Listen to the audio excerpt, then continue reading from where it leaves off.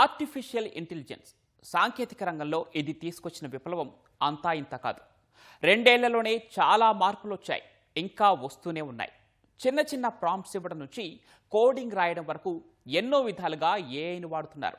ఈ ఏడాదిలో ఇంకా ఎన్నో మార్పులు చూడాల్సి వస్తుందని టెక్ విశ్లేషకులు చెబుతున్నారు. ఇక్కడి వరకు బాగానే ఉంది, కానీ ఏఐ టెక్నాలజీ ఉద్యోగాలకు ముప్పుగా మారుతుందన్న వాదనను ప్రస్తావించకుండా ఉండలేం. ముఖ్యంగా సాస్ ఫౌండర్ జేసన్ లెమ్కిన్ ఇకపై మనుషులతో పనే లేదని, ఆ స్థానంలో ఏఐ ఏజెంట్స్ను వాడతామని చేసిన వ్యాఖ్యలు ఈ చర్చను కొత్త మలుపు తిప్పాయి.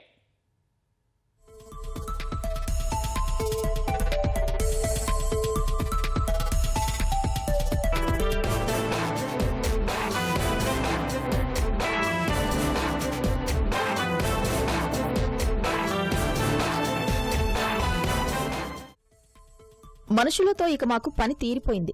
ఏఐ ఏజెంట్స్ తోనే పనులన్నీ చేయిస్తాం. Software as a service SaaS founder Jason Lemkin చేసిన వ్యాఖ్యలు ఇవి. అసలే ఆర్టిఫిషియల్ ఇంటెలిజెన్స్ ఎక్కడ ఉద్యోగాలకు ఎసురు పెడుతుందో అని ఆందోళన పడుతుంటే ఈయన చేసిన కామెంట్స్ ఇంకాస్త కలవర పెడుతున్నాయి. సేల్స్ విభాగంలో ఇకపై ఉద్యోగులతో పని ఉండదని గట్టిగానే తేల్చి చెప్పేశారాయన. నిజానికి ఈ వ్యాఖ్యలను కేవలం జేసన్ కు మాత్రమే పరిమితం చేసి చూడలేం.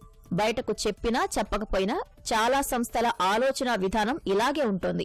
మానవ వనరులపై ఎక్కువగా ఆధారపడటం ఎందుకని అనుకుంటున్నాయి. అందుకే ఏఐపై పెట్టుబడులు పెట్టేందుకు ఇప్పటికే ప్లాన్ చేసుకుంటున్నాయి. ఇందుకు తోడు ఈ సాంకేతికత చేయలేనిది ఏదీ లేదన్న అభిప్రాయం అందరిలోనూ గట్టిగా నాటుకుపోతోంది. ఇప్పుడు జేసన్ లెమ్కిన్ చేసిన వ్యాఖ్యలు ఇందుకు ఉదాహరణ.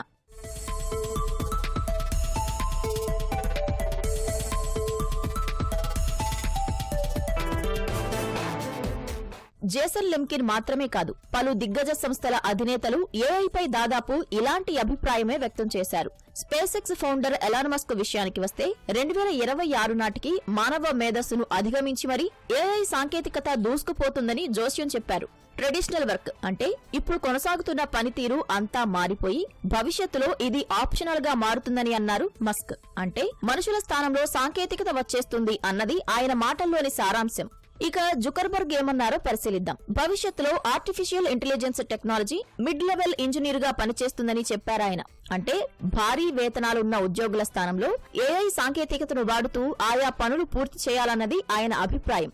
నిజానికి మెటా విషయంలో ఇప్పటికే ఏఐని అనుసంధానించడంపై పూర్తిస్థాయి ఫోకస్ పెట్టారు జుకర్బర్గ్.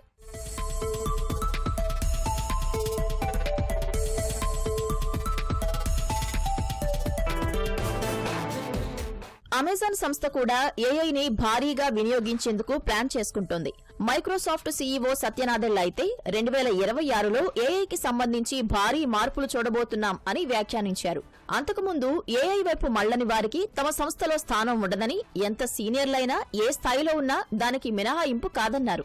ఇదే సమయంలో ఒకప్పుడు స్టీవ్ జాబ్స్ తరచూ చెప్పిన ఓ మాట గురించి ప్రస్తావించాలి. ఆయన కంప్యూటర్స్ ను బైసైకిల్ ఫర్ ద మైండ్ అని చెప్పేవారు. అంటే కంప్యూటర్లు మానవ మేధస్సును మరింత పెంచి అనుకున్న పనులను చేయగలిగే సామర్థ్యాన్ని ఇచ్చేవిగా పోల్చారు. అలా చూసుకుంటే ఇప్పుడు ఏఐ టెక్నాలజీని కూడా అదే విధంగా పోల్చుకోవచ్చు. మానవ మేధస్సుకు సాంకేతికత తోడైతే ఏదైనా చేయగలం అన్నది ఇప్పటికే ఎన్నో సందర్భాల్లో రుజువైంది. ఇప్పుడు మరోసారి దీన్ని రుజువు చేయడానికి ఏఐ కొత్త దారిగా కనబడుతోంది.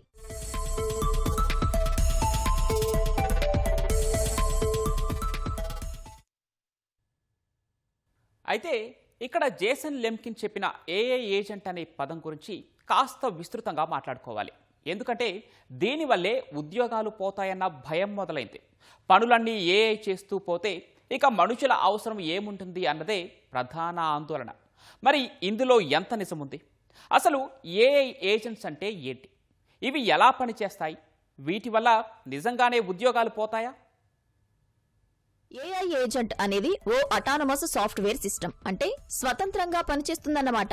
అత్యంత కష్టతరమైన పనులను మానవ మేధస్సుతో అవసరం లేకుండానే సొంతగా నిర్ణయాలు తీసుకుని తనదైన శైలిలో పూర్తి చేస్తుంది. మరి చాట్ బాట్స్ కూడా ఉన్నాయి కదా అంటే చాట్ బాట్స్ కేవలం ఇచ్చిన ప్రాంప్ట్స్ ఆధారంగా సమాధానాలు ఇస్తాయి. కానీ ఈ ఏఐ ఏజెంట్స్ మాత్రం అంతకు మించి ప్రోయాక్టివ్ గా ఉంటాయి. వాటంతట అవే టాస్క్లను ఇనిషియేట్ చేస్తాయి, రకరకాల టూల్స్ వినియోగిస్తాయి. మనుషులు ఎలాంటి సూచనలు ఇవ్వకుండానే సొంత వ్యూహాలు రచించుకుంటాయి. అంటే పని అప్పగించి వదిలేస్తే చాలు, అంతా అదే చూసుకుంటుంది, రిజల్ట్ ఇస్తుంది. అంటే పని ఎంత సులభంగా పూర్తవుతుందో అర్థమైంది కదా.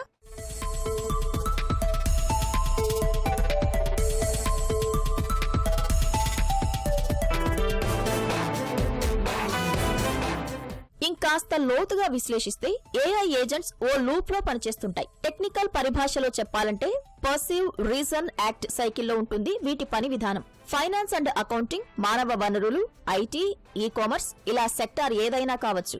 ఇదే విధంగా అవి పనిచేస్తాయి. ఇందులో ముందుగా పర్సీవింగ్ గురించి చెప్పుకోవాలి. దీన్నే సెన్సింగ్ అని కూడా పిలుస్తారు. ముందుగా డేటా సేకరిస్తాయి. యూజర్ ఇన్పుట్స్, ఈమెయిల్స్ లేదా web browsing, camera sensors, GPS ద్వారా ఈ సమాచారం తీసుకుంటాయి. ఆ తర్వాత రీజనింగ్ ఉంటుంది. ఇక్కడే లార్జ్ లాంగ్వేజ్ మోడల్ LLM ఆధారంగా డేటాను ప్రాసెస్ చేస్తాయి ఏఐ ఏజెంట్స్. అంటే ఈ LLM ఇదే మెదడు లాంటిది. ఇక్కడే ఓ టాస్క్ ను చిన్న చిన్న టాస్కులుగా విభజిస్తాయి. వీటిని పూర్తి చేయడానికి ఏ టూల్ సరైనదో గుర్తించి దాన్నే వినియోగిస్తాయి.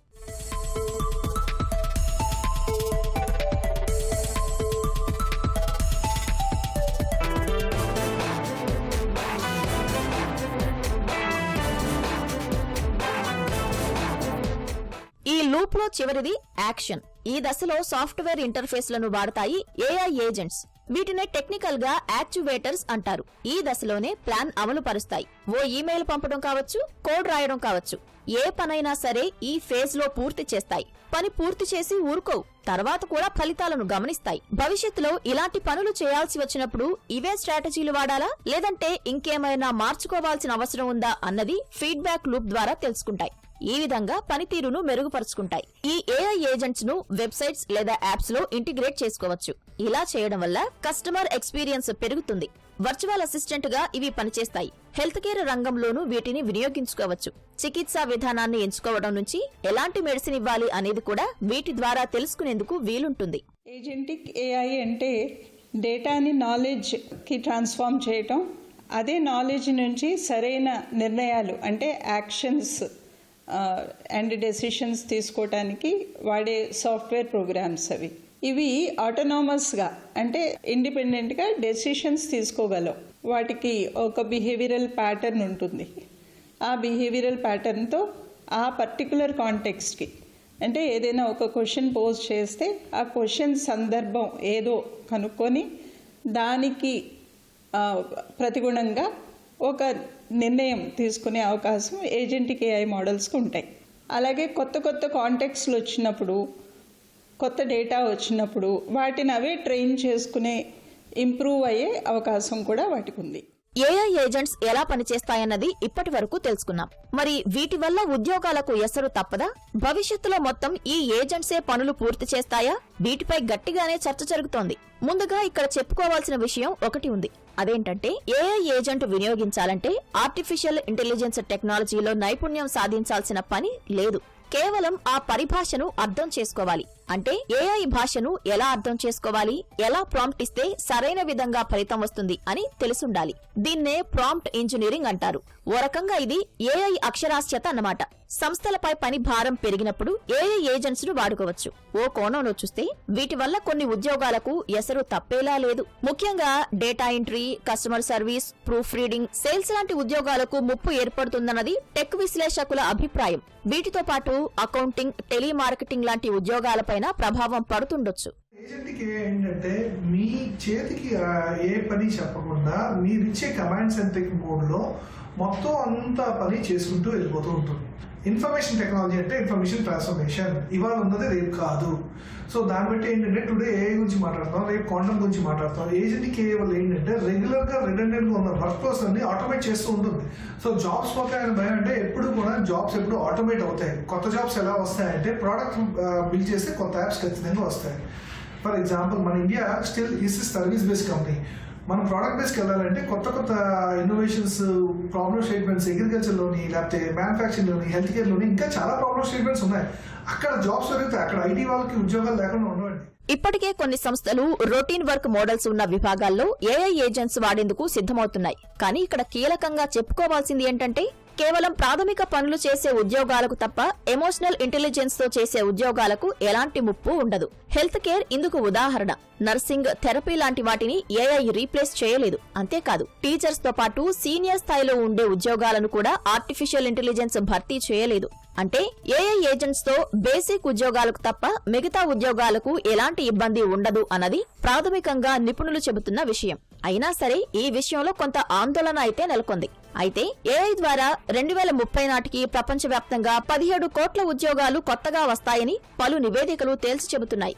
AI engineers, prompt engineers, AI ethic specialist లాంటి ఉద్యోగాలకు డిమాండ్ పెరగనుందని అంచనా వేస్తున్నాయి. హెల్త్ కేర్లో ఫర్ ఎగ్జాంపుల్ పేషెంట్స్కి షెడ్యూలింగ్ అపాయింట్మెంట్స్ ఇలాంటి వాటికి ఆటోమేటిక్గా వీటిని వాడేసుకోవచ్చు. అలాగే క్లెయిమ్స్ ఏమన్నా హెల్త్ ఇన్సూరెన్స్ క్లెయిమ్స్, పాలసీస్ అవి కూడా ఆటోమేటిక్గా కాంటెక్స్ట్ బేసిస్ మీద అవి నిర్ణయం తీసుకోగలవు. సో దీనివల్ల చాలా ఎఫిషియన్సీ, స్పీడ్ పెరుగుతుంది డెసిషన్స్ తీసుకోవటానికి.